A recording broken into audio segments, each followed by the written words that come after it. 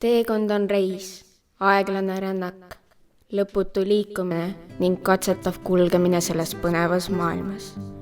Teekonnal oleme harjunud sellega, et teel on käänakuid, tõuse ja langusi. Teekonnal liikumise kiirus sõltub sellest, kui käänuline teekond on. Jala käies pole suurt vahet, sest liikumiskiirus on piiratud, kuid jalgrattaga sõites märkame, et käänak, mis enne oli igati mõistlik, on äkki väga järsuks muutunud. Niisamuti on kulgemisega mäest üles ja alla. Rahulikult liikudes pole probleemi, kuid liiga suure hooga minnes võib tõusus saada langus ning tabada lendu tõusmise tunne. Elu ongi tee, mis teeb käänakuid, millel on omad tõusud ja langused. Tundedki, mis meid puudutavad sel teel, on tihti just need samad, mis käänulisel teel jalutades. Oluline on valida õige liikumise kiirus. Elust ei tohi nii kiirelt kui võimalik läbi joosta. Tuleb võtta aega ilusa märkamiseks, mis selle tee ääres meil end vaatamiseks ja rõõmu tundmiseks valmis on seadnud. Oluline on seisatada ja vaadata, kust tuleme ja kuhu läheme, ning lasta endasse voolata sellel ilusal, mis meid ümbritseb. On vaja olla uudishimulik, avatud meelega ning võtta aega puhkamiseks, et teekond tervikuna võiks meile rõõmu valmistada.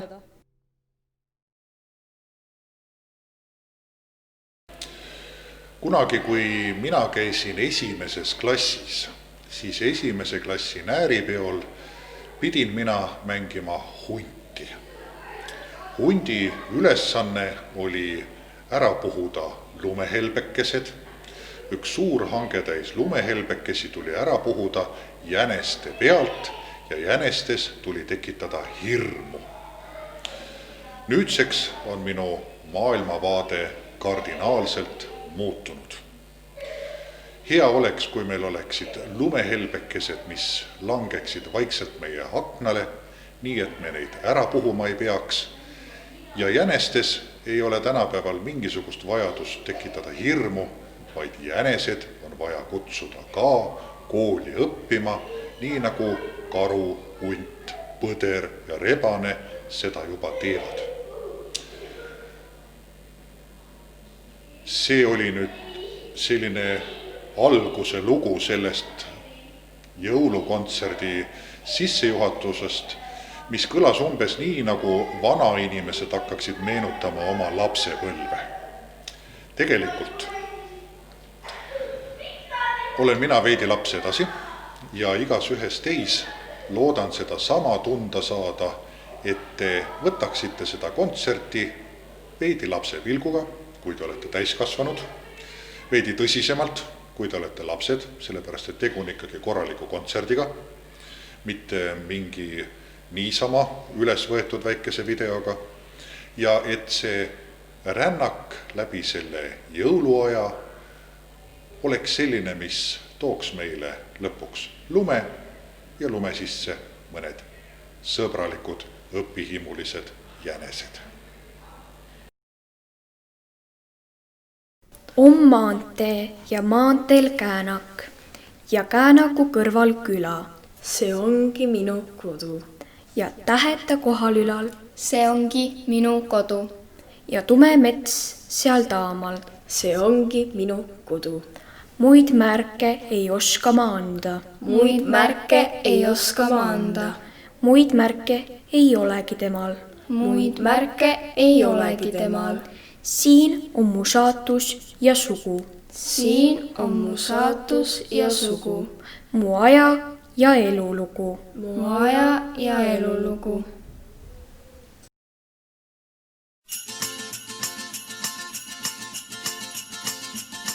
Üle laia lageda, lumivalge uinunud maa, sõidab linna jõulumees, kristallses täheöös, kaugelt Põhjamaal. Täna ruttab siia ta, põhjapõdrad kaelas, kuljused on niitse saani ees. Aisa kell, kella kauge hüüd, härmast valge jõulusaan 1004 tormab nüüd. Aisa kell, kingul Orusmäel, aisa kella helinal meil on jõulud jälle käes.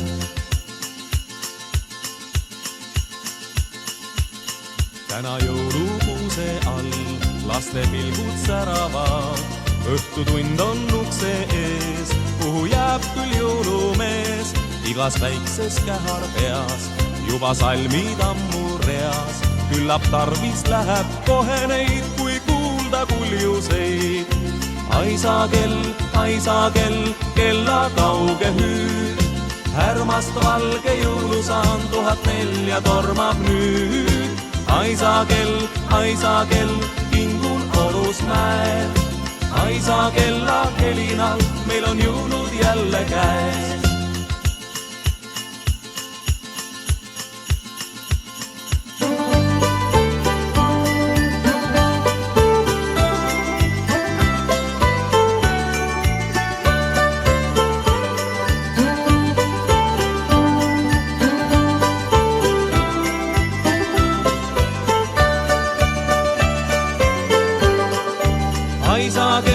Aisa kell, kella kauge hüüd. Härmast valge jõulusaan 1004 tormab nüüd. Aisa kell, kingul orus mäed. Aisa kella helinal, meil on jõulud jälle käes. Aisa kell, kella kauge hüüd. Härmast valge jõulusaan 1004 tormab nüüd. Aisa kell.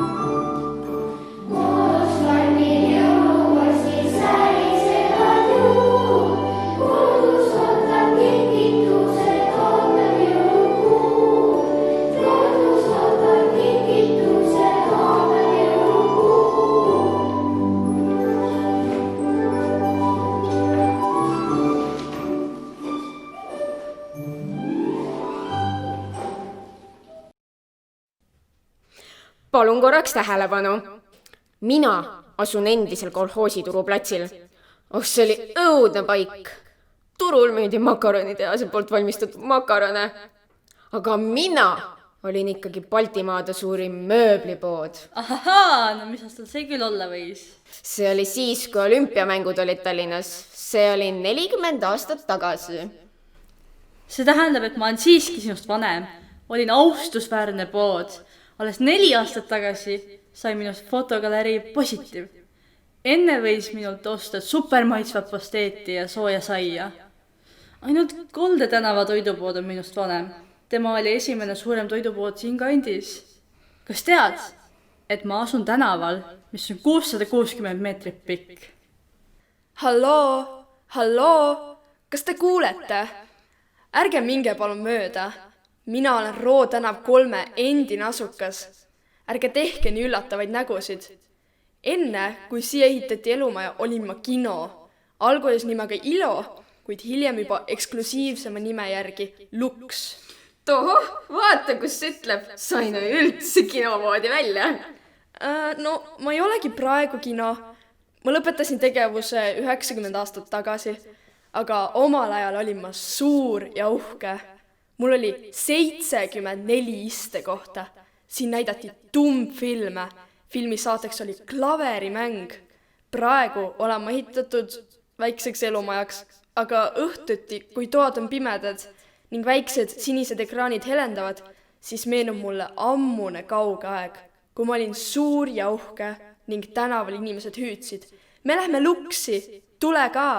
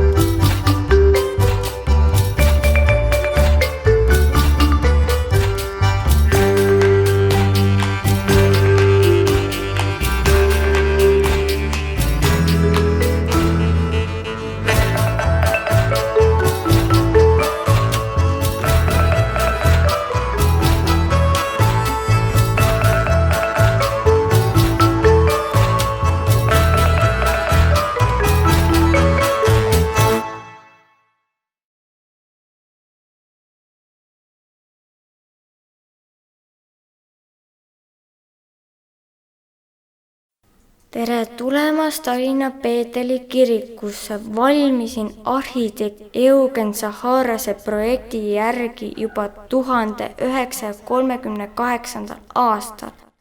Mul on ilus kellatorn ja uhke välimus. Sõja käigus hävinesid minu altarimaalid ja kivikatus ning hilisemal ajal ka torni kiiver. mind on kasutatud telestuudio võttepaviljonina ja laohoonena. Eesti Vabariigi ajal hakata mind korrastama ning praegu on keldrikorruse kaasaegne päevakeskus, pesemisruumi, köögi, söögisaali, eluruumide ja loovustoaga. Mind on aidanud tänavalapsed ja Tampere Harju koguduse inimesed. Praegu hoolseb minu eest Peetri koguduse õpetaja Aare Luup.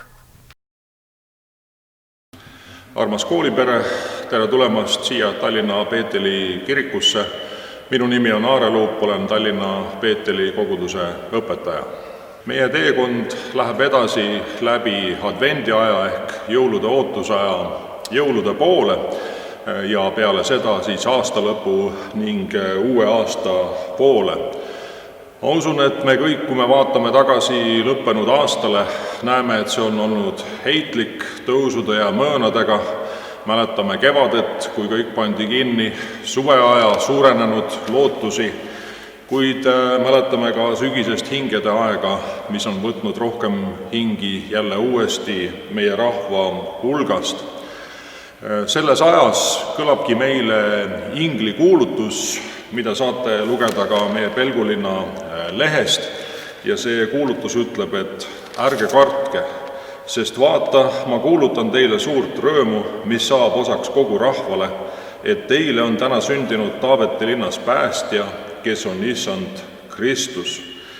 See kuulutus, et midagi uut on juhtunud, kõlab jõulueelses järjest lühenevas päevas, kuid see annab meile lootust, mis kannab meid pimedast ajast läbi. Jõulutäht on süttinud.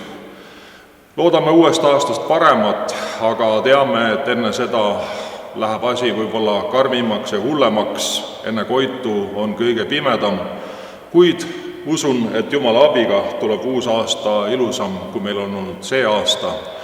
Soovin kõigile ilusat jõuluaega, advendiaega, aastavahetust ja veel kaunimat uut aastat. Aitäh!